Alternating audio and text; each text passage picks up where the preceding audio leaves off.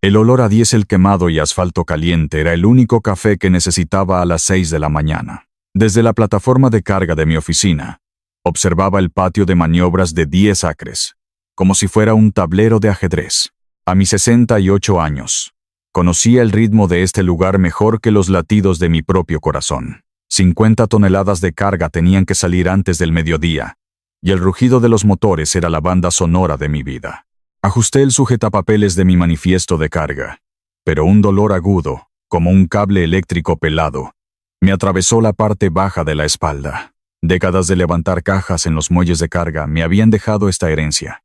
Apreté los dientes y bajé los escalones de metal con cuidado.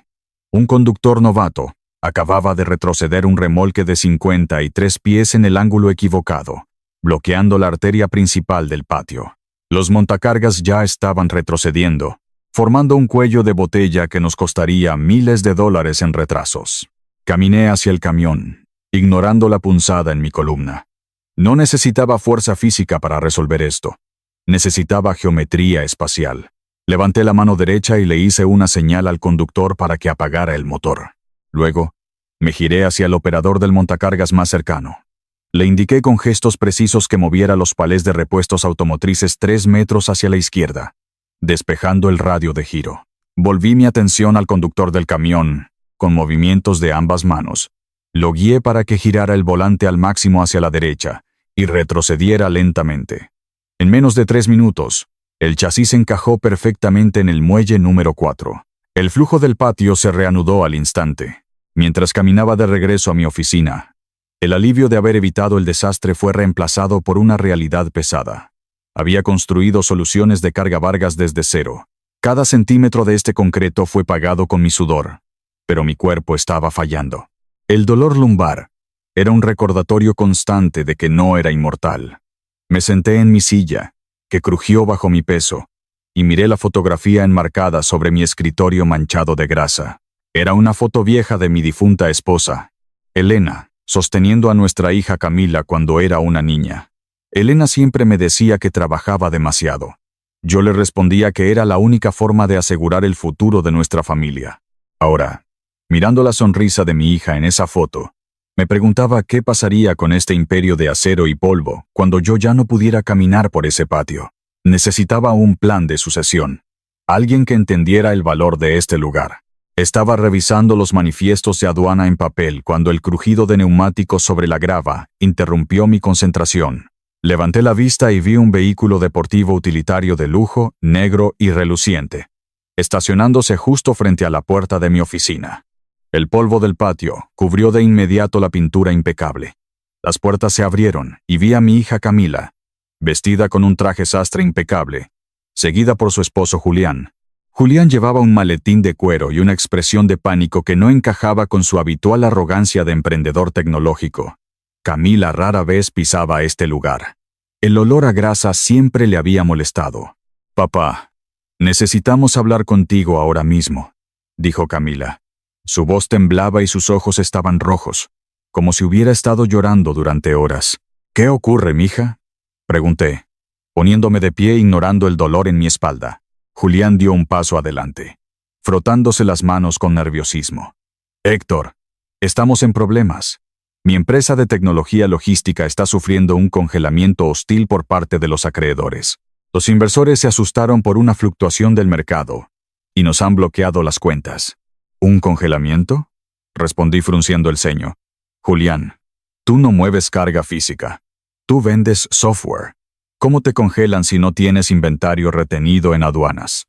«Es finanzas corporativas, Héctor, no es como administrar camiones», dijo Julián, pasándose una mano por el cabello perfectamente peinado. «Necesitamos un préstamo puente inmediato para liberar los fondos, pero el banco exige un activo físico como colateral. Si no conseguimos ese respaldo hoy, perderemos la empresa y perderemos nuestra casa». Me quedé en silencio, procesando la información. Mi instinto logístico me decía que algo en la cadena de eventos no tenía sentido. Pero entonces Camila se acercó. Me tomó de las manos. Sus dedos estaban helados. «Papá, por favor», sollozó Camila apretando mis manos ásperas. «Nos van a dejar en la calle. Mamá siempre dijo que tú eras nuestro pilar, que tú siempre nos protegerías pasara lo que pasara». No sé a quién más acudir. Esa frase fue un golpe directo a mi pecho. El recuerdo de Elena, la promesa que le hice en su lecho de muerte de cuidar a nuestra niña, nubló cualquier duda racional que pudiera tener.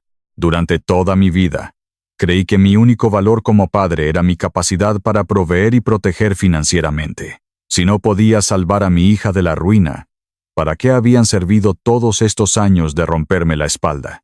Tengo ahorros para mi retiro, dije rápidamente. Puedo transferirles efectivo esta misma tarde. No es una fortuna, pero servirá para calmar a los bancos. El efectivo no sirve, Héctor, interrumpió Julián, abriendo los broches de su maletín sobre mi escritorio manchado de aceite. El sonido metálico resonó en la pequeña oficina. El banco necesita un activo inmobiliario comercial. Necesitamos integrar este patio de maniobras en una estructura legal temporal. Solo será por unos meses. Te lo juro por mi vida.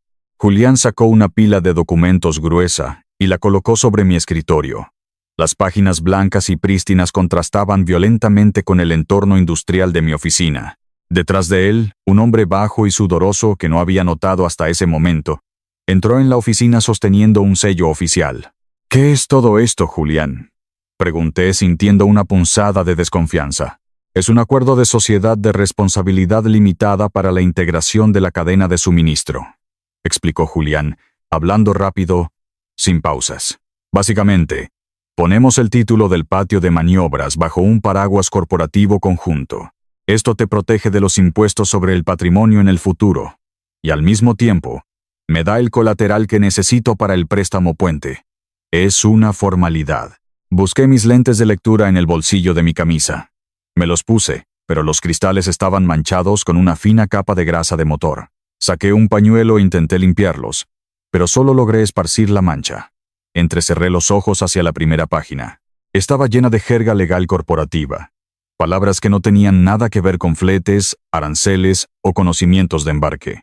Julián, yo nunca firmo nada sin que mi abogado de transportes lo revise primero, dije, bajando los documentos.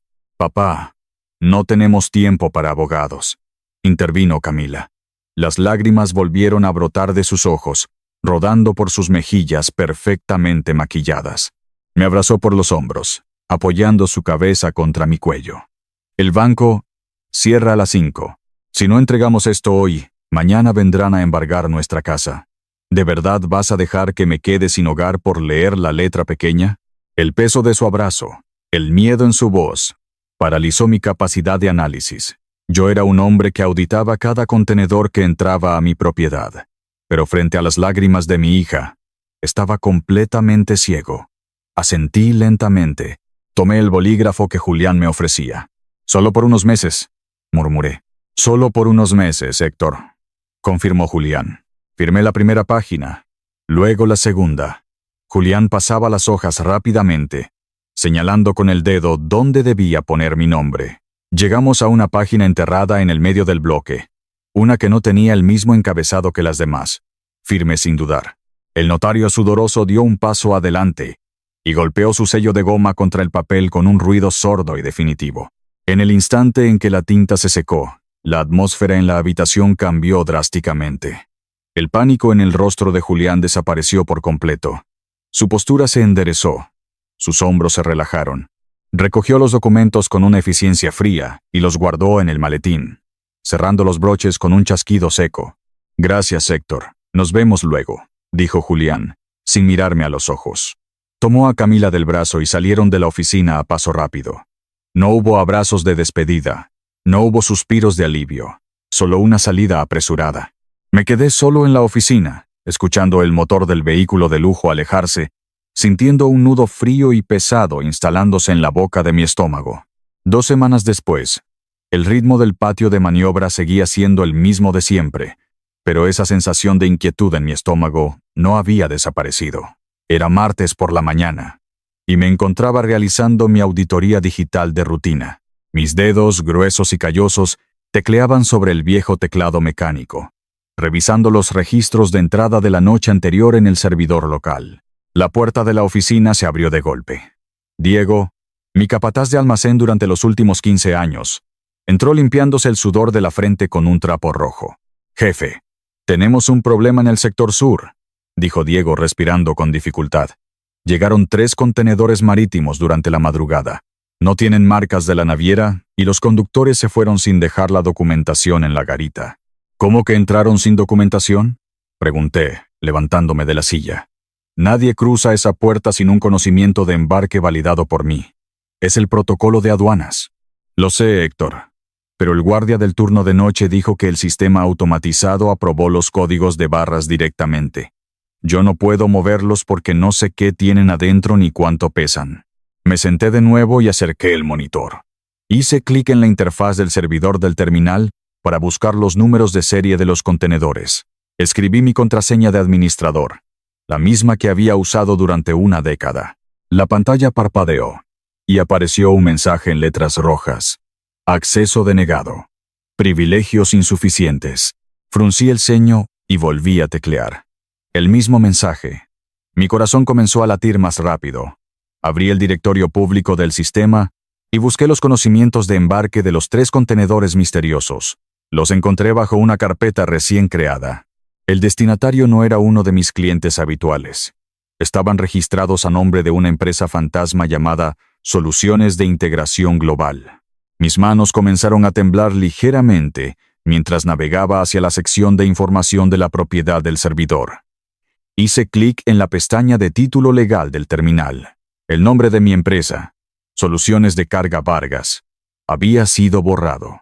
En su lugar, el sistema mostraba a Soluciones de Integración Global como el propietario absoluto del terreno y de las operaciones. La sociedad de responsabilidad limitada había sido una mentira. El préstamo puente había sido una mentira. Miré a Diego, que esperaba instrucciones, y me di cuenta de que mi propio yerno me había bloqueado el acceso a mi propia base de datos. El nudo en mi estómago se convirtió en una roca de hielo. Salí de la oficina y caminé hacia el patio de maniobras. El aire estaba lleno del olor a asfalto caliente y polvo levantado por los neumáticos pesados. El zumbido constante de los generadores diésel vibraba en mis botas. Necesitaba ver esos 3 contenedores con mis propios ojos. Mientras me acercaba al sector sur, donde las enormes cajas de metal sin marcas descansaban sobre el concreto, noté algo fuera de lugar cerca de la puerta principal. Un hombre joven, vestido con un chaleco reflectante de alta visibilidad y un casco blanco, estaba parado junto a la cerca perimetral. Estaba mirando a través de la lente de un teodolito digital montado sobre un trípode amarillo, tomando medidas del terreno. Me acerqué a él, asumiendo que era un trabajador de servicios públicos del condado. «Oye, amigo», lo llamé, alzando la voz por encima del ruido de los motores. «¿Qué estás haciendo aquí? Nadie me avisó que el condado iba a revisar las líneas de agua hoy». El hombre se apartó del instrumento y me miró con confusión. «No soy del condado, señor. Soy un topógrafo comercial privado. Me contrató el banco para hacer el levantamiento del terreno». «¿Qué banco?», pregunté, sintiendo que la sangre me latía en las sienes. «Este terreno es propiedad privada. No hay ningún banco involucrado aquí». El topógrafo sacó una tableta digital de su cinturón y tocó la pantalla un par de veces. «Tengo una orden de trabajo directa, señor. El propietario actual solicitó un estudio topográfico para la demolición de estas estructuras. Necesitan los planos precisos para comenzar la construcción la próxima semana». «¿Demolición?», repetí sintiendo que el suelo se movía bajo mis pies.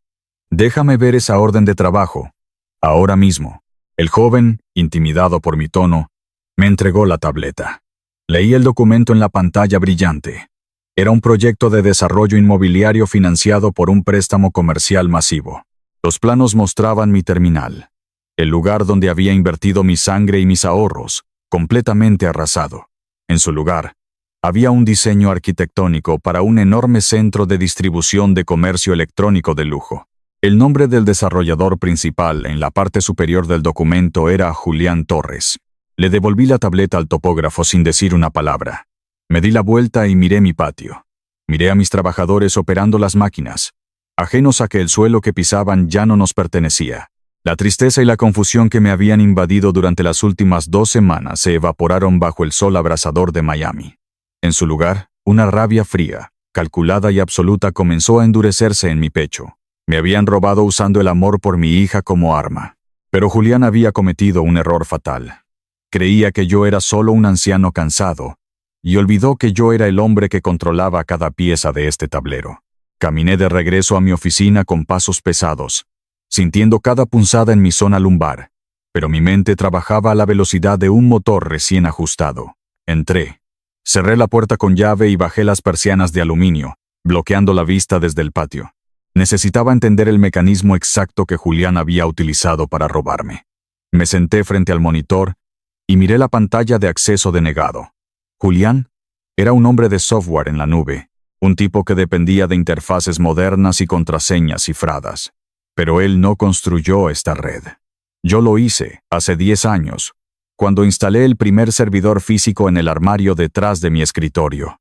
Me levanté, ignorando el dolor en mi espalda, y moví el pesado archivero de metal para acceder al panel del servidor. El polvo cubría los cables, pero la luz verde de la placa base seguía parpadeando. Julián había bloqueado el acceso a través de la red externa, pero el hardware físico seguía siendo mío.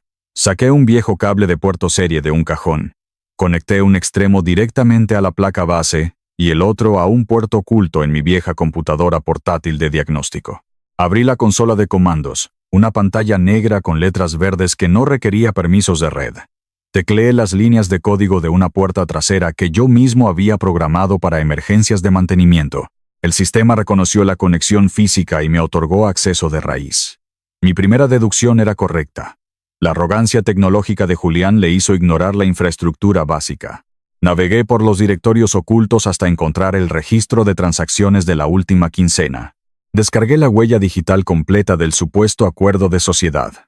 Abrí el archivo principal y encontré una copia escaneada del documento que había firmado. No era un acuerdo de sociedad de responsabilidad limitada. Era una escritura de renuncia de propiedad. La página que el notario había sellado con tanta prisa estaba redactada de tal manera que yo cedía todos los derechos del terreno a la empresa fantasma de Julián. Mi segunda deducción me golpeó como un bloque de cemento.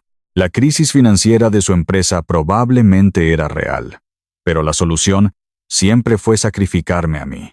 Habían convertido mi instinto de protección paternal en un arma letal. Imprimí el documento, sintiendo cómo el papel caliente salía de la máquina, y me preparé para la prueba más difícil de todas. Tomé mi teléfono celular y marqué el número de mi hija.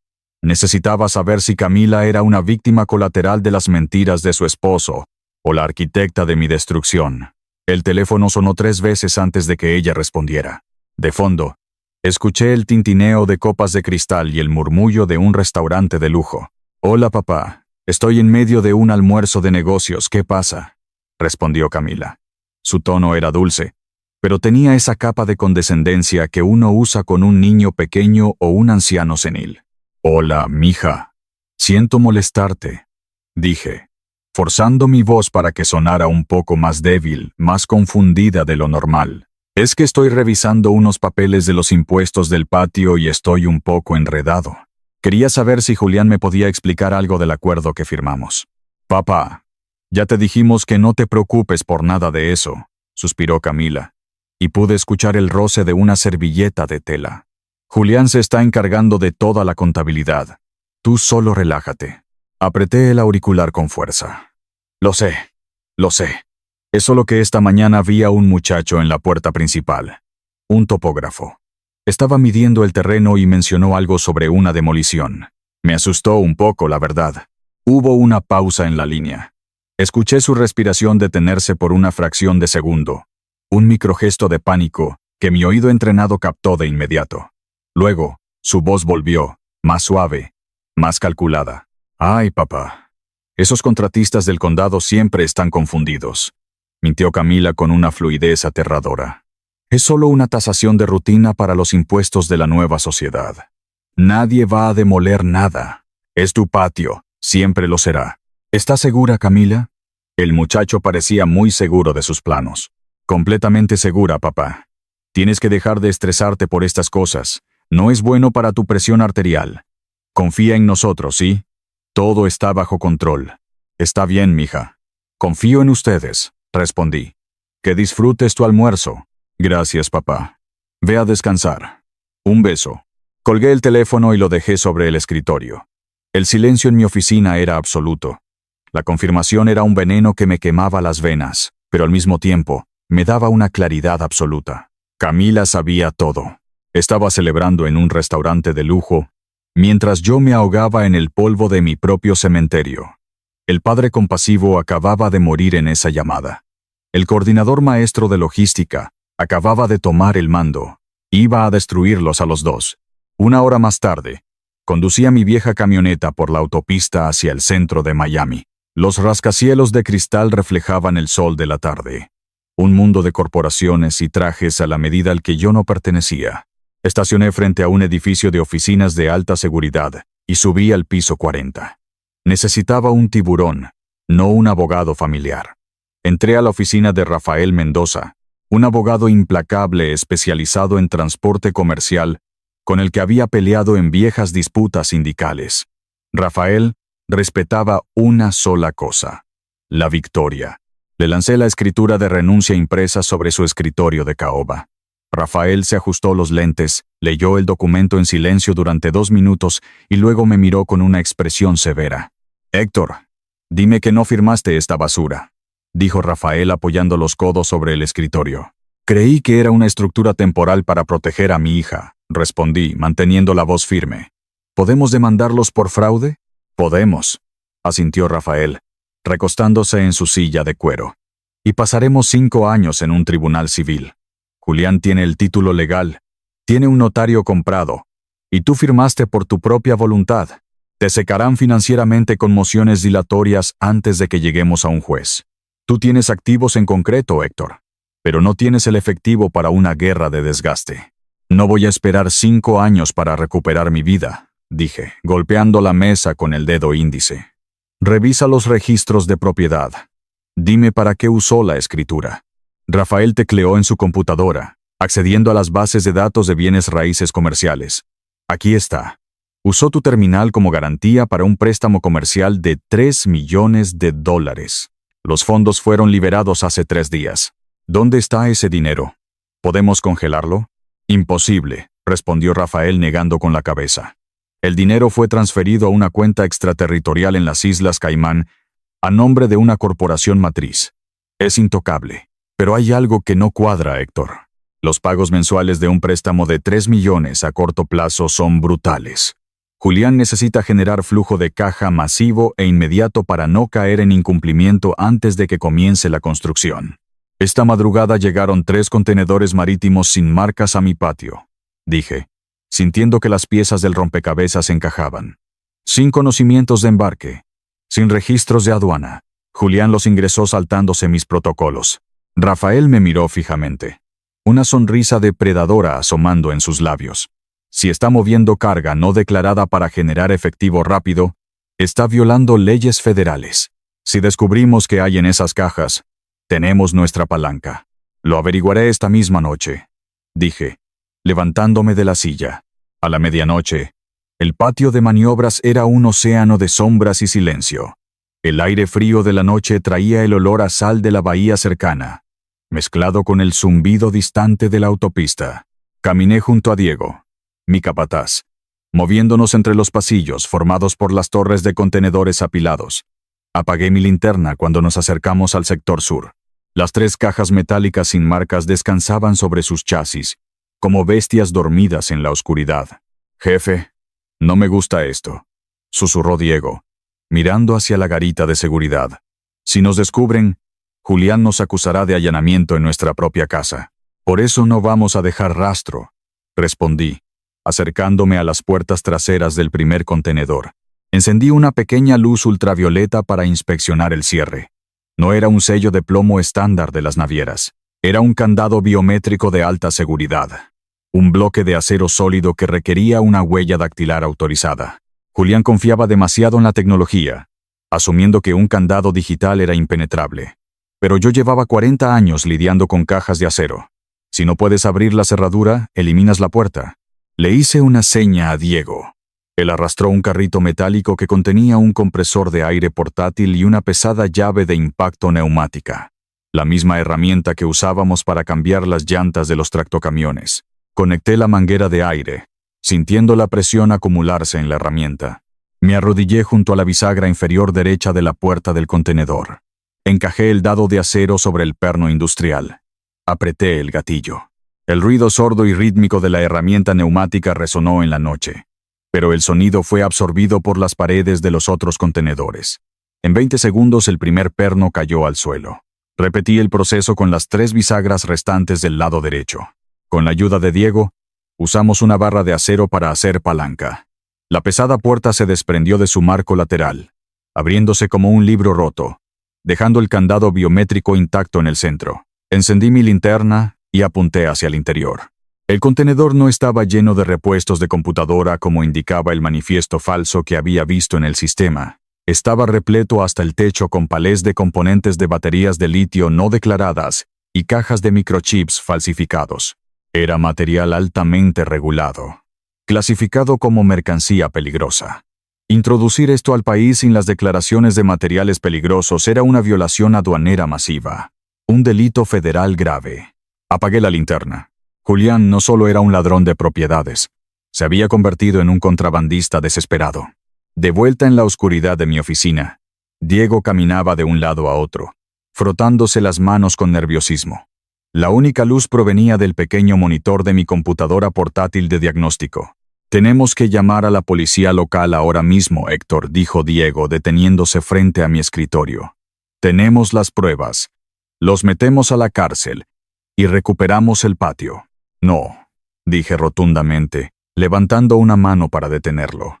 «Si llamamos a la policía de la ciudad, Julián enviará a sus abogados corporativos mañana por la mañana. Dirán que él solo es el dueño del terreno, que no tiene idea de lo que hay en esos contenedores, y que nosotros, los operadores del patio, somos los responsables del contrabando. Nos arrestarán a nosotros. Entonces, ¿qué hacemos? Dejar que venda esa basura y pague su préstamo. Vamos a usar la Ley Federal de Logística en su contra, respondí, abriendo un documento en blanco en mi pantalla. Existe algo llamado Derecho de Retención del Transportista por Estadía. Es una ley marítima y de fletes. Cuando un cliente no paga las tarifas de almacenamiento en un puerto o terminal, el operador tiene el derecho legal de confiscar la carga. Pero Julián es el dueño del patio ahora, según los papeles, argumentó Diego, frunciendo el ceño. Sí, pero el sistema de aduanas todavía me reconoce a mí como el agente de carga principal registrado en la licencia de operaciones, expliqué, tecleando rápidamente. Voy a redactar un aviso oficial de gravamen por estadía impaga contra la empresa fantasma de Julián. Mañana por la mañana, registraré este gravamen en el portal del gobierno federal. No entiendo, jefe. ¿De qué sirve cobrarle almacenamiento si él es el dueño? Porque le estamos tendiendo una trampa legal perfecta, dije, mirándolo a los ojos en la penumbra. Al emitir el gravamen federal, obligo a Julián a tomar una decisión. Si quiere sacar esos contenedores del patio para vender el contrabando, tendrá que ir a un tribunal federal y reclamar oficialmente la propiedad de la carga para levantar mi embargo. En el momento en que firme un documento federal diciendo que esa mercancía es suya, se ata directamente al contrabando. Y si decide no reclamarla para evitar la cárcel, yo confisco legalmente millones de dólares en mercancía, dejándolo sin el efectivo para pagar su préstamo bancario. De cualquier forma, está muerto. Diego asintió lentamente, comprendiendo finalmente la magnitud del plan. Habíamos convertido el propio patio en una prisión burocrática. Imprimí los avisos de embargo. A partir de mañana, mi papel cambiaría. Tendría que interpretar al anciano derrotado y senil frente a las cámaras de seguridad que Julián seguramente instalaría. Tendría que sonreír mientras me escupían en la cara, esperando el momento exacto para cerrar la mandíbula de acero de mi trampa. A la mañana siguiente, mi turno habitual comenzaba a las 5, pero llegué deliberadamente a las 8:15. Estacioné mi camioneta lejos de la oficina y me bajé arrastrando la bota izquierda sobre la grava, exagerando la cojera que mi dolor de espalda crónico me producía en los días malos. Llevaba una camisa de trabajo con los botones desalineados y el cabello sin peinar. Sabía que Julián había instalado cámaras de seguridad de alta definición en los postes de iluminación durante el fin de semana. Necesitaba que el lente capturara la imagen de un hombre anciano, quebrado y al borde de la senilidad. Julián ya estaba en el patio, de pie junto a su vehículo deportivo, acompañado por 3 hombres de traje que sostenían tubos de cartón con planos arquitectónicos. Caminé hacia ellos, encorvando los hombros y arrastrando los pies, asegurándome de que mis manos temblaran ligeramente al sostener mi termo de café. «Llegas tarde, Héctor», dijo Julián, mirándome con una mezcla de lástima y desprecio. «Los arquitectos necesitan revisar las líneas de alcantarillado debajo de la plataforma de carga». «No entiendo, Julián», respondí, parpadeando repetidamente y forzando una voz rasposa y débil. «¿Por qué están midiendo mi plataforma? Y la pantalla de la computadora en mi oficina. Los números están todos borrados. No sé dónde poner los papeles de los camiones hoy. Mi memoria me está fallando mucho esta semana». Julián intercambió una mirada cómplice con el arquitecto principal. Rodó los ojos y soltó una risa seca. «No te preocupes por la computadora, Héctor. Ya no necesitas registrar los camiones. De hecho, señores», dijo dirigiéndose a los hombres de traje, «creo que podemos acelerar el cronograma de demolición. Como pueden ver, el viejo ya se está desconectando de la realidad. No será un problema». Asentí lentamente, como si no hubiera comprendido el insulto, y me di la vuelta para caminar hacia mi oficina. Cada paso vacilante era una actuación calculada. Mientras me alejaba, sentí la mirada de Julián clavada en mi espalda, hinchado de arrogancia, completamente ciego, al hecho de que su propio sistema de vigilancia estaba grabando la coartada legal perfecta para mi defensa. Esa misma noche, invité a Camila a mi casa con la excusa de que necesitaba ayuda urgente para organizar mi papeleo médico del seguro. Era una táctica desesperada, pero necesitaba plantar un micrófono en su entorno más íntimo. No podía usar un equipo de espionaje de película. Usé lo que conocía. Tomé un microrastreador telemático con grabación de audio integrada. El mismo dispositivo del tamaño de una moneda que usábamos para monitorear los envíos de productos farmacéuticos de alto valor, y lo sincronicé con mi teléfono. Camila llegó a las 8 en punto, visiblemente impaciente. Llevaba un abrigo elegante y no soltó su teléfono celular en ningún momento. Dejó su bolso de diseñador sobre la mesa del comedor, justo al lado de las carpetas médicas que yo había esparcido estratégicamente. «Papá, tengo una cena de la junta directiva en 40 minutos», dijo Camila, suspirando con frustración mientras miraba los papeles. «¿No podías pedirle a la secretaria del patio que te ordenara esto?» «Lo siento, mija. Es que los formularios del seguro de salud me confunden mucho últimamente», murmuré, acercándome a la mesa con 2 tazas de café negro humeante. Fingí un tropiezo.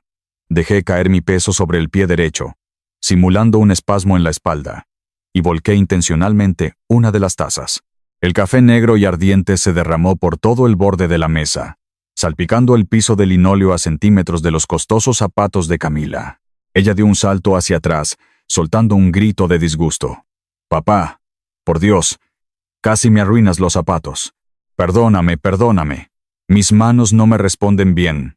Me disculpé, actuando aterrado. «Por favor, mija, trae toallas de papel de la cocina. Rápido, antes de que manche la madera de la mesa». Camila bufó con furia y giró sobre sus talones, caminando a paso rápido hacia la cocina. En ese margen exacto de 10 segundos, tomé el microrastreador de mi bolsillo. Deslicé mis dedos ágiles dentro del bolso de diseñador abierto y empujé el pequeño disco negro hasta el fondo del forro interior, asegurándolo detrás de una costura gruesa. Cuando Camila regresó con las toallas, yo estaba de rodillas, limpiando torpemente el piso. Ella me arrebató el trapo. Limpió la mesa con brusquedad. Tomó su bolso y se marchó sin despedirse, alegando que llegaría tarde. En cuanto escuché el motor de su auto arrancar, encendí el receptor en mi teléfono. La conexión digital estaba establecida. A la 1 de la madrugada, mi sala de estar estaba a oscuras. La única iluminación provenía del brillo azul de la pantalla de mi teléfono sobre la mesa de centro. Llevaba horas escuchando la transmisión de audio en vivo desde el bolso de Camila. Había soportado el ruido del tráfico, el tintineo de cubiertos en un restaurante caro y conversaciones corporativas vacías. Pero ahora, el sonido ambiental indicaba que estaban solos en el silencio de su apartamento de lujo. El sonido del hielo golpeando contra un vaso de cristal resonó en el altavoz. Luego, la voz de Julián, tensa y molesta. «El banco está presionando por el primer pago de intereses», dijo Julián. «Necesito que esos contenedores salgan del patio esta misma semana. o el flujo de caja se va a estancar. ¿Estás segura de que tu padre no sospecha nada? Julián, por favor, respondió la voz de Camila. Sonaba fría, analítica, desprovista de cualquier calidez humana. Fui a su casa hoy. El viejo apenas puede sostener una taza de café sin derramarla. Su cerebro es papilla. Solo está esperando que alguien le diga qué hacer. Bien, porque el alguacil entregará la orden de desalojo mañana por la tarde. No quiero dramas emocionales. Hubo un breve silencio. Luego, Camila pronunció las palabras que destruirían mi mundo por completo. No habrá drama, dijo mi hija, con un tono escalofriantemente tranquilo. Una vez que lo desalojemos, mételo en ese centro estatal económico del condado. No pagues la clínica privada. Sin su seguro médico premium y con la comida de ese lugar, su espalda y su corazón no resistirán ni un año. Nos quedamos con los 3 millones del préstamo. Limpiamos el terreno y nos olvidamos del asunto. El aire abandonó mis pulmones. El dolor en mi pecho no era un ataque cardíaco. Era la ruptura definitiva del último hilo de amor que me ataba a ella. Mi hija no solo me estaba robando. Estaba planificando mi muerte por negligencia para maximizar sus ganancias. Presioné el botón de guardar en la aplicación, transfiriendo la grabación de audio a un disco duro cifrado. Apagué la pantalla. Me quedé en la oscuridad, sintiendo cómo el padre amoroso moría para siempre, dejando solo al hombre de hierro. A la mañana siguiente, el sol apenas salía cuando entré a una cafetería discreta en los suburbios. Rafael Mendoza, mi abogado, ya estaba sentado en una cabina del fondo tomando café negro. Me senté frente a él. Abrí mi computadora portátil pesada y me conecté a la red inalámbrica del local usando una red privada virtual. ¿Tienes las pruebas?, preguntó Rafael en voz baja.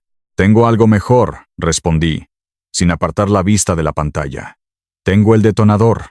Si llamo a una línea de denuncias anónimas, los abogados de Julián dirán que yo planté el contrabando por despecho debido a una disputa de propiedad. Necesitamos que el gobierno federal inicie la redada por su cuenta, basándose en sus propios algoritmos. Abrí el navegador y entré al portal del entorno comercial automatizado, el sistema central de la Oficina de Aduanas y Protección Fronteriza. Saqué mi tarjeta de identificación. Julián me quitó el acceso al... La licencia maestra de agente aduanal sigue activa a nivel federal, expliqué, tecleando mi número de credencial. El gobierno me reconoce como un operador certificado. Voy a usar mi autoridad para marcar los 3 contenedores de Julián directamente en la base de datos de seguridad nacional. Rafael observó la pantalla mientras yo ingresaba los números de serie de las cajas metálicas. En el campo de justificación de riesgo, seleccioné 2 códigos críticos: discrepancias anómalas de peso y falta de declaración de materiales peligrosos. Al ingresar estos códigos bajo mi licencia maestra, el sistema no lo toma como una sugerencia, dije, presionando la tecla de confirmación. Obligo al algoritmo federal a generar una orden de inspección obligatoria y automática para el terminal.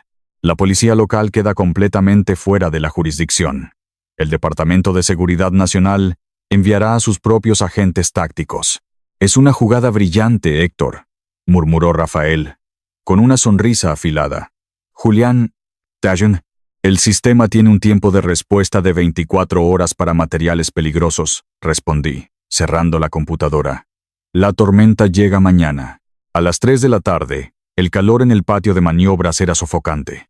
Estaba sentado en mi oficina, empacando lentamente algunos manuales de logística en una caja de cartón, cuando una patrulla del alguacil del condado se detuvo frente a la puerta. Un oficial uniformado se bajó, sosteniendo una carpeta con el sello del tribunal. Detrás de él, el vehículo deportivo de Julián se estacionó levantando una nube de polvo. El oficial entró a la oficina y me entregó un documento oficial. Señor Héctor Vargas, le entrego una notificación formal de desalojo con un plazo de 24 horas. Tiene hasta mañana a esta misma hora para desocupar la propiedad comercial. Julián entró justo detrás del oficial, con las manos en los bolsillos y una sonrisa de suficiencia en el rostro. Miró mi pequeña caja de cartón. Te dije que esto era solo negocios, Héctor, dijo Julián, usando un tono falsamente compasivo frente al oficial. Puedes empacar tus artículos personales en esa caja. Mis contratistas llegarán mañana a primera hora con las excavadoras. No quiero que estés aquí cuando empiecen a derribar las paredes. No discutí. No levanté la voz. Miré el papel del tribunal.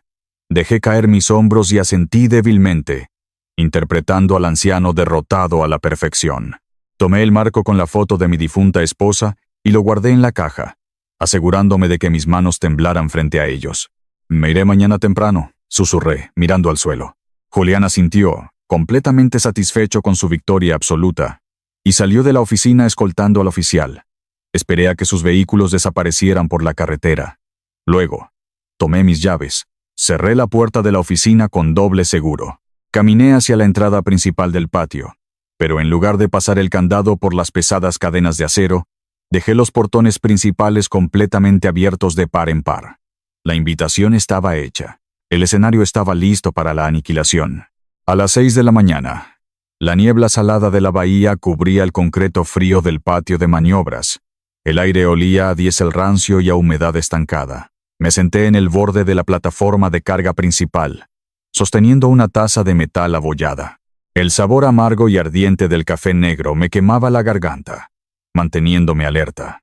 El terminal estaba sumergido en un silencio antinatural, un vacío acústico que precedía a las grandes tormentas. Mis trabajadores aún no habían llegado. Solo estábamos el patio y yo, esperando el impacto. Escuché el crujido de unas botas de trabajo acercándose por mi izquierda. Diego emergió de la bruma, frotándose las manos enguantadas para combatir el frío matutino. Su rostro reflejaba una noche sin dormir. Miró los portones principales abiertos de par en par, y luego me miró a mí con evidente nerviosismo. «Jefe, los muchachos están esperando en la calle de atrás», dijo Diego con la voz tensa. «¿Qué hacemos? Deberíamos sacar los camiones antes de que lleguen los del banco. Si nos quedamos, nos van a acusar de invasión de propiedad». «No vamos a correr, Diego», respondí, bajando la taza de metal sobre el concreto. «Huir es la respuesta de los culpables. Nosotros somos los dueños de esta tierra. Hoy vamos a defenderla». Me puse de pie, ignorando la rigidez en mi columna vertebral, y señalé hacia el sector norte del patio. «Necesito que muevas los 3 montacargas pesados. Colócalos bloqueando completamente las salidas secundarias de emergencia y el callejón de servicio. Apaga los motores y llévate las llaves». Diego frunció el ceño, tratando de entender la geometría de mi orden. «Si bloqueo las salidas secundarias, la única forma de entrar o salir del patio será por el portón principal». «Exactamente», confirmé, asintiendo lentamente. «Quiero que cuando el vehículo de lujo de Julián entre por ese portón, quede atrapado en un embudo de concreto y acero. No le dejaremos ninguna ruta de escape cuando la trampa se cierre». Diego sonrió. Escuché el rugido de los motores industriales cobrando vida, seguido por el sonido metálico de las horquillas raspando el asfalto mientras bloqueaban las vías de escape. La trampa física estaba sellada. El patio de maniobras era ahora un callejón sin salida. Me senté de nuevo en la plataforma, tomando otro sorbo de café. Minutos después, el sonido inconfundible de unos neumáticos de alto rendimiento, triturando la grava, anunció la llegada de mis enemigos. El vehículo deportivo utilitario de la marca Porsche entró al patio con una velocidad arrogante, levantando una nube de polvo gris que se adhirió de inmediato a su pintura negra. Se detuvo bruscamente justo frente a la plataforma de carga donde yo estaba sentado. Detrás del vehículo de lujo, una patrulla del alguacil del condado se estacionó en silencio. Las puertas del Porsche se abrieron simultáneamente. Julián bajó primero. Llevaba un traje gris a la medida, sin corbata, y sostenía un megáfono blanco en su mano derecha, apretando el mango con fuerza como si fuera un arma. Su rostro mostraba una sonrisa torcida, la mueca de un hombre que cree haber ganado la lotería. Por la puerta del pasajero bajó Camila. Llevaba un vestido de diseñador impecable y unos zapatos de tacón alto que se hundieron ligeramente en la tierra sucia del patio. Cruzó los brazos sobre su pecho, adoptando una postura defensiva y fría, mirándome como si yo fuera una mancha de aceite en su zapato. «Se acabó el tiempo, Héctor», gritó Julián a través del megáfono, aunque estábamos a menos de 10 metros de distancia. El sonido amplificado rebotó contra los contenedores metálicos. «Tienes 5 minutos para salir de mi propiedad antes de que el oficial te arreste por invasión». No me moví. Mantuve mi taza de café en la mano, observándolos desde mi posición elevada en el muelle de carga. El oficial del alguacil salió de su patrulla, acomodándose el cinturón de servicio, y se paró a un lado, claramente incómodo con el espectáculo de Julián. «Camila», dije, proyectando mi voz sin gritar, «¿de verdad vas a hacer esto? ¿Vas a dejar que me saquen a rastras del lugar que construí para ti?» Camila descruzó los brazos y dio un paso hacia adelante, ignorando el polvo que arruinaba su calzado. Su mirada era hielo puro. «Papá, deja de hacerte la víctima. Tuviste tu oportunidad de retirarte con dignidad. La ambulancia de transporte médico está en camino para llevarte al centro estatal del condado. Estarás mejor allí. Tienen enfermeras que te cuidarán la espalda». «Predito. Predia», pregunté manteniendo mi tono calmado. «¿Es eso lo que tu madre hubiera querido para mí?» Camila soltó una risa seca, un sonido desprovisto de cualquier empatía. «Mi madre era una mujer débil que se conformó con un hombre cubierto de grasa. Esto es el mundo real, papá. Esto es negocios. Tu tiempo ya pasó. Ahora, lárgate de mi terreno». Esa fue la última confirmación que necesitaba. El último lazo moral se había cortado limpiamente. Asentí con la cabeza, aceptando su verdadera naturaleza. Metí la mano en el bolsillo de mi chaqueta de trabajo y saqué el pesado altavoz inalámbrico que había preparado la noche anterior. Lo coloqué sobre el borde de concreto de la plataforma. Julián bajó el megáfono, frunciendo el ceño al ver el pequeño dispositivo electrónico sobre el concreto. «¿Qué demonios es eso, Héctor? Deja de perder el tiempo y baja de ahí». Presioné el botón de reproducción en mi teléfono celular. El altavoz industrial, diseñado para superar el ruido de los motores diésel, cobró vida con una claridad brutal. La voz de Julián, grabada la noche anterior, resonó por todo el patio de maniobras. «El banco está presionando por el primer pago de intereses. Necesito que esos contenedores salgan del patio esta misma semana». El rostro de Julián perdió todo su color en un instante. Su piel se volvió de un tono gris ceniza. Dejó caer el megáfono al suelo, produciendo un chirrido agudo de acople de sonido. El audio continuó, reproduciendo la voz fría y calculadora de Camila. «Una vez que lo desalojemos, mételo en ese centro estatal económico del condado, sin su seguro médico premium, y con la comida de ese lugar, su espalda y su corazón no resistirán ni un año. Nos quedamos con los 3 millones del préstamo». Camila se llevó ambas manos a la boca, ahogando un grito. Sus ojos se abrieron desmesuradamente, escaneando el patio en estado de shock, dándose cuenta de que sus secretos más oscuros estaban siendo transmitidos a todo volumen. Tropezó hacia atrás, perdiendo el equilibrio sobre sus tacones de diseñador. El oficial del alguacil, que hasta ese momento había estado apoyado relajadamente contra su patrulla, se enderezó de golpe. Sus ojos se abrieron con incredulidad. Dio un paso rápido hacia atrás, alejándose de Julián, y dejó caer su mano derecha sobre la radio de su hombro, dándose cuenta de que la orden de desalojo que sostenía era parte de una conspiración criminal masiva. «¡Apaga eso!», gritó Julián, su voz quebrándose por el pánico absoluto. «Es una grabación falsa. Es inteligencia artificial. Es tu sentencia de muerte corporativa», respondí, sin mover un músculo. Julián giró sobre sus talones. Agarró a Camila por el brazo con una fuerza brutal y la arrastró hacia el Porsche. «¡Sube al auto! ¡Sube al maldito auto ahora mismo!», le gritó, abriendo la puerta del conductor con desesperación.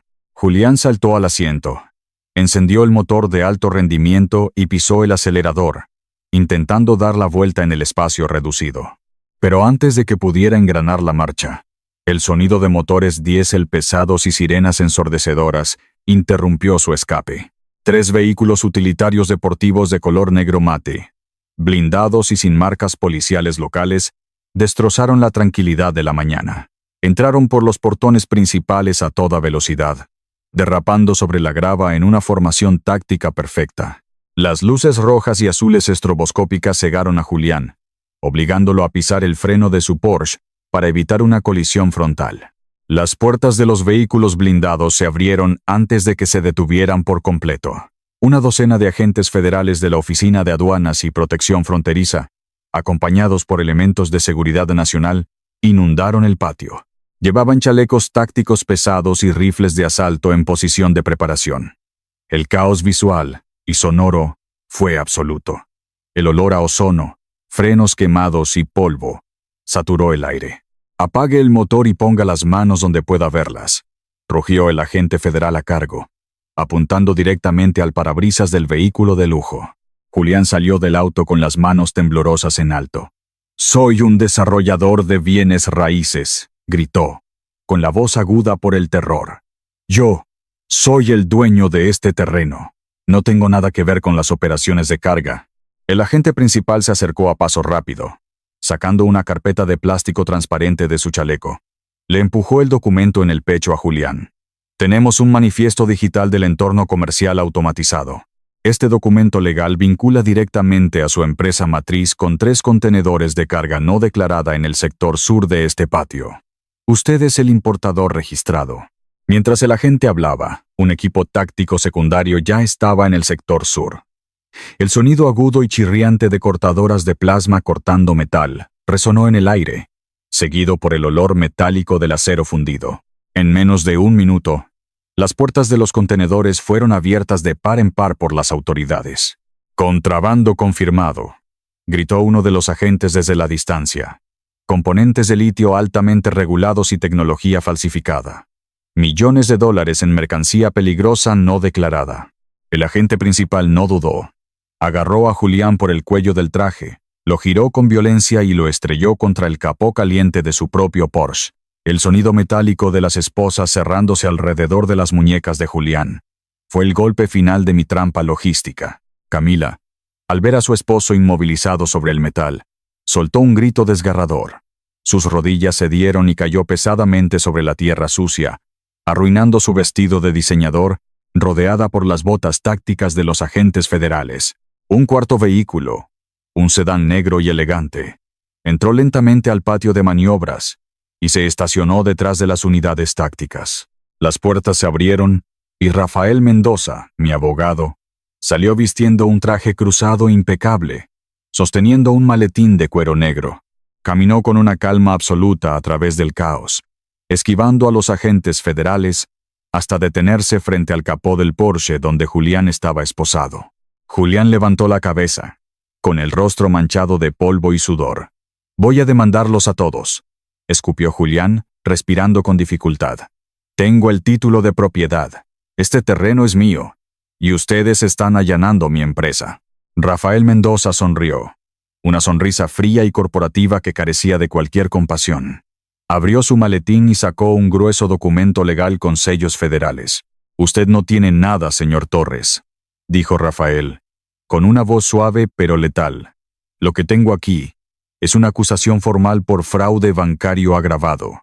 Usted utilizó una escritura de renuncia obtenida mediante engaño para asegurar un préstamo comercial de $3 millones respaldado por el gobierno federal. Yo no engañé a nadie. Él firmó los papeles», gritó Julián, mirándome con odio. «Firmó un documento bajo la falsa premisa de una sociedad de responsabilidad limitada, lo cual constituye fraude de incentivo», corrigió Rafael, ajustándose los lentes. «Pero eso ya no importa. Al usar un título de propiedad fraudulento para engañar a un banco asegurado a nivel federal, usted cometió un delito grave. El banco ya ha sido notificado. El préstamo comercial es nulo. Sus cuentas extraterritoriales en las Islas Caimán han sido congeladas por el Departamento del Tesoro esta misma mañana». Julián dejó de luchar contra las esposas. Sus ojos se abrieron, asimilando la destrucción total de su imperio financiero. «Además», continuó Rafael guardando el documento, «debido a la naturaleza criminal de la transferencia original y al embargo federal por contrabando, la propiedad del terminal revierte inmediatamente a su dueño legítimo, el señor Héctor Vargas. Usted no es un desarrollador inmobiliario. Usted es un contrabandista en bancarrota que enfrenta 20 años en una prisión federal». La realidad aplastó a Julián. Sus piernas perdieron fuerza y se deslizó por el capó del auto hasta caer de rodillas en la grava, sollozando incontrolablemente. La arrogancia del joven genio de la tecnología había sido completamente aniquilada por el peso implacable de la ley de logística. Una agente federal femenina tomó a Camila por los brazos y la obligó a ponerse de pie. El vestido de diseñador, antes impecable, ahora estaba cubierto de una gruesa capa de polvo gris y manchas de aceite. Las esposas de acero inoxidable hicieron un clic metálico y definitivo al cerrarse alrededor de sus muñecas. El sonido pareció romper el estado de conmoción de mi hija. Su respiración se volvió errática, sus ojos se llenaron de lágrimas reales, y el maquillaje oscuro comenzó a correr por sus mejillas, trazando líneas negras sobre su piel pálida. Camila tropezó hacia adelante, arrastrando los pies, intentando acercarse a la plataforma de carga donde yo seguía de pie. La agente federal la retuvo con firmeza, pero Camila estiró el cuello, mirándome con una desesperación absoluta. «Papá, por favor», gritó Camila, con la voz desgarrada, perdiendo toda la frialdad corporativa que había mostrado minutos antes. «Papá, no dejes que me lleven. Diles que fue un malentendido. Diles que el terreno es tuyo y que yo no sabía nada». La miré en silencio. Por una fracción de segundo sentí que el viejo instinto se elevaba en mi pecho. Esa necesidad tóxica y arraigada de protegerla a cualquier costo. Esa creencia de que mi único propósito en la vida era absorber el dolor y pagar las deudas de mi familia. Mi mano derecha tembló ligeramente. El impulso físico de sacar una chequera, de llamar a un abogado, de sacrificarme una vez más para salvar a mi pequeña niña. «Papá, te lo suplico», sollozó Camila, cayendo de rodillas nuevamente, obligando a la agente a sostenerla por los hombros. «Hazlo por mamá. Sabes que ella nunca hubiera permitido que me pasara esto. Soy tu hija». El nombre de Elena flotó en el aire pesado del patio. Pero esta vez, la manipulación no funcionó. El escudo de mi debilidad se había roto la noche anterior, cuando escuché su voz fría planeando mi muerte en un asilo estatal. Bajé los escalones de la plataforma lentamente, sintiendo el dolor en mi espalda baja, hasta quedar a 1 metro de distancia de ella. «Tu madre era una mujer buena y honorable», dije, con una voz tan firme y fría como el concreto bajo mis botas. «Y ella amaba profundamente a su hija. Pero la mujer que está arrodillada frente a mí, la mujer que planeó dejarme morir para cobrar un cheque de $3 millones, esa mujer no es mi hija. Tu madre amaba a una hija que ya no existe». Camila abrió la boca para hablar, pero no salió ningún sonido. El impacto de mis palabras la vació por completo. Me di la vuelta, dándole la espalda, y le hice una leve señal con la cabeza al agente federal a cargo. Los oficiales levantaron a Camila y a Julián, empujándolos hacia la parte trasera de los vehículos blindados. Escuché el golpe sordo de las puertas cerrándose. El lazo tóxico se había cortado para siempre. Era libre. Las luces rojas y azules de los vehículos federales desaparecieron por la carretera, llevándose consigo la tormenta.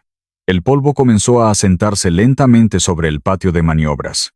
El silencio regresó, pero esta vez no era un silencio de anticipación, sino de paz.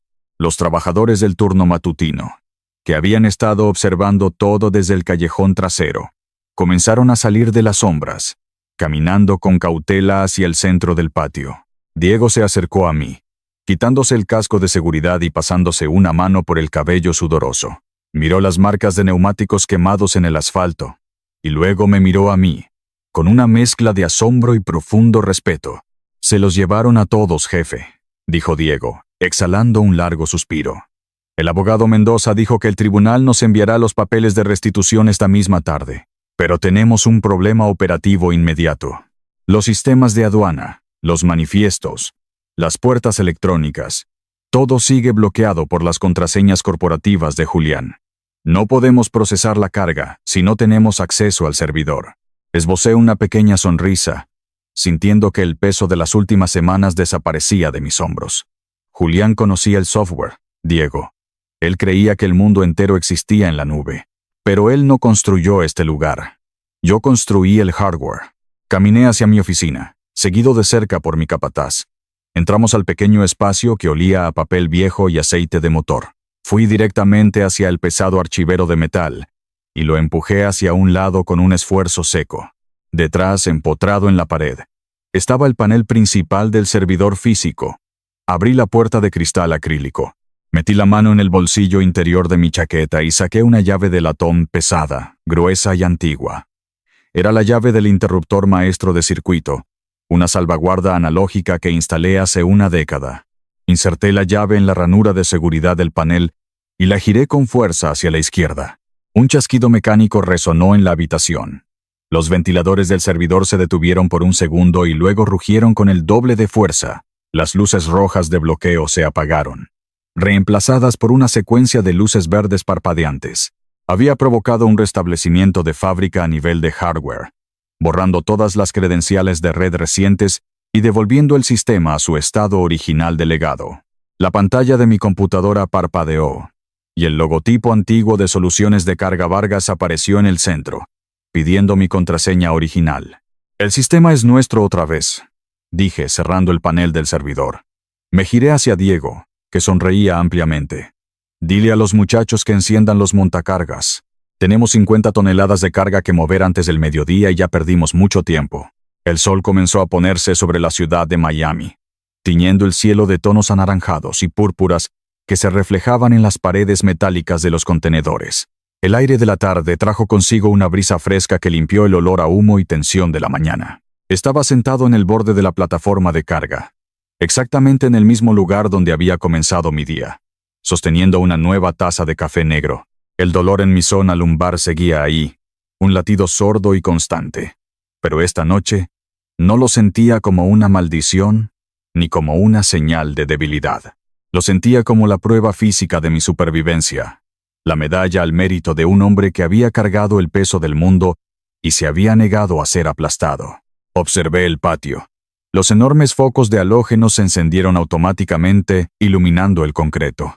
Los trabajadores del turno de noche estaban llegando, saludándose con palmadas en la espalda, riendo y poniéndose sus chalecos reflectantes. Vi a Diego bromeando con un joven operador de montacargas, enseñándole cómo asegurar un chasis. Miré a esos hombres y mujeres, personas con familias, hipotecas y sueños, cuyas vidas dependían de que este terminal siguiera funcionando. Durante 68 años, creí que el valor de un padre se medía por la cantidad de dinero que podía transferir a su sangre. Creí que proveer financieramente era el único lenguaje del amor. Y esa creencia casi me cuesta la vida y mi legado. Pero mirando el patio iluminado, comprendí la verdad. Mi verdadero legado no era una cuenta bancaria para una hija que me despreciaba. Mi legado era este ecosistema. Eran estos empleos. Era la comunidad de acero, sudor y lealtad que había construido con mis propias manos. Tomé un sorbo de café, sintiendo el calor reconfortante en mi pecho.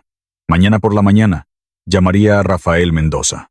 Le pediría que redactara los documentos legales para transformar Soluciones de Carga Vargas en una cooperativa de propiedad de los empleados. Cuando mi espalda finalmente decidiera rendirse, este lugar no sería vendido a un banco ni demolido por un corporativo. Sería entregado a las personas que realmente sabían cómo operarlo. Sonreí en la soledad de la plataforma. A lo lejos, el motor de un camión de carga pesada rugió, un sonido profundo y poderoso que vibró en el concreto bajo mis botas. Era el sonido de la vida continuando, más fuerte que nunca.